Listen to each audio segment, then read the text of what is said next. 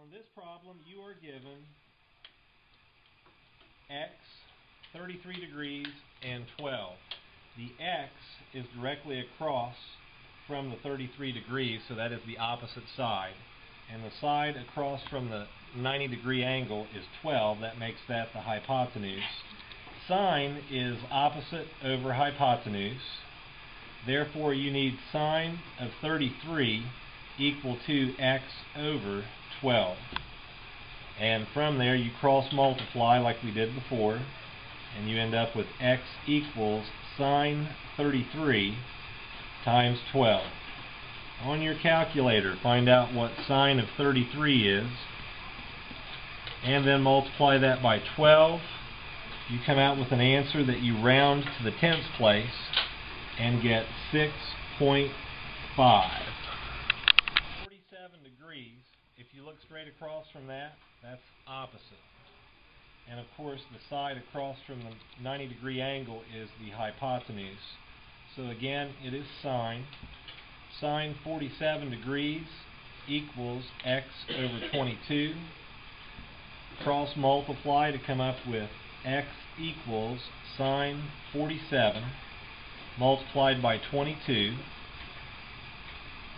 Sine of 47 times 22 comes out to be 16.1, rounded to the tenth place. 56 degrees, straight across from that is the opposite side, and then the side opposite of the 90-degree angle is hypotenuse.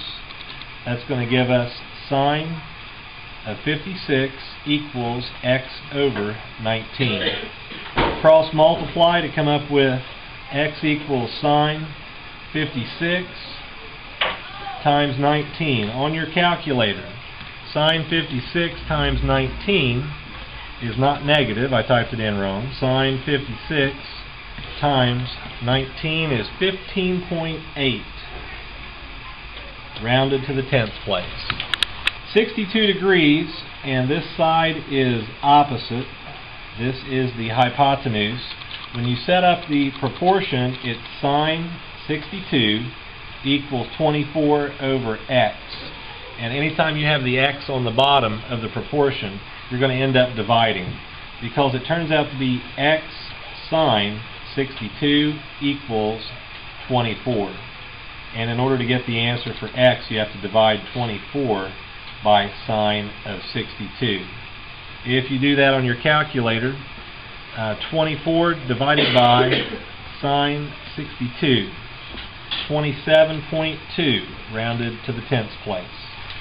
On this problem, which side is going to be the opposite? 11. What's the hypotenuse? X. Okay, when we set up the proportion, it's sine 37 equals 11 over x. Cross multiply to get x sine 37 equals 11. And to get x by itself, you divide both sides by sine 37, which is essentially just dividing 11 by sine 37 for the answer. 11 divided by sine 37 is 18.3, rounded to the tenths place.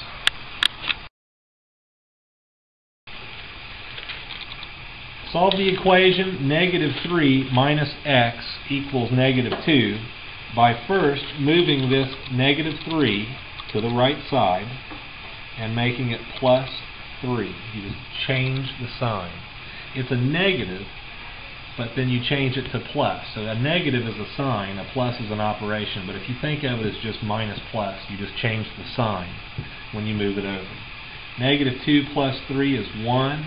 You cannot have the negative x. That is the last card up on the ceiling where it has a circle and the line through it. No negative x's left over.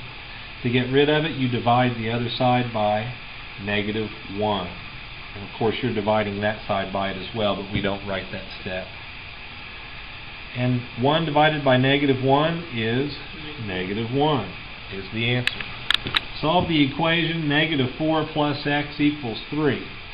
Start by moving the negative 4 over to the right side and making it plus 4. You have a positive x now, so there's no division by negative 1 to worry about. 3 plus 4 is 7. That's your final answer. Solve the equation 5 minus x equals negative 2. Start by moving the positive 5 over to the right side and changing it to negative 5. Actually, it's minus 5. Change it to minus 5.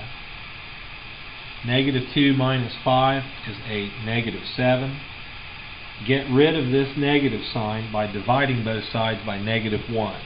When you do that, you're left with just a positive x. Over here we'll show the work and finish with a positive 7. Okay, so on this problem we're going to be given a principal which is going to be $3,000, a rate of 4.25% over a period of time in years of 7.5 years. And then of course E is the constant. We know that to be 2.71, and we know the formula. So what you have to do is plug everything in. $3,000 times E to the power of, now the percent here must be changed. How do we change a percent to a decimal? Not times by 100. Divide it by 100, or move the decimal point how many places to the left? 2, so 0.025. So you're going to have a power of 0.0425. And then to the power of 7.5, that stays the same since it's in years.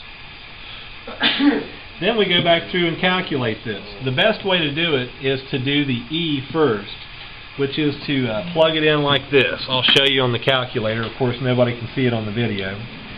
But you're going to type in parenthesis 2.71 first, and then go to the power of, left-hand parenthesis, 0.0425 times 7.5, and then close that off with a right-hand parenthesis.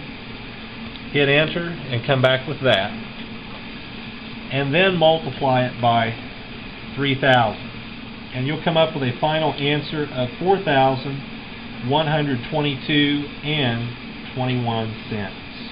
It's money, so you must round to the second decimal place.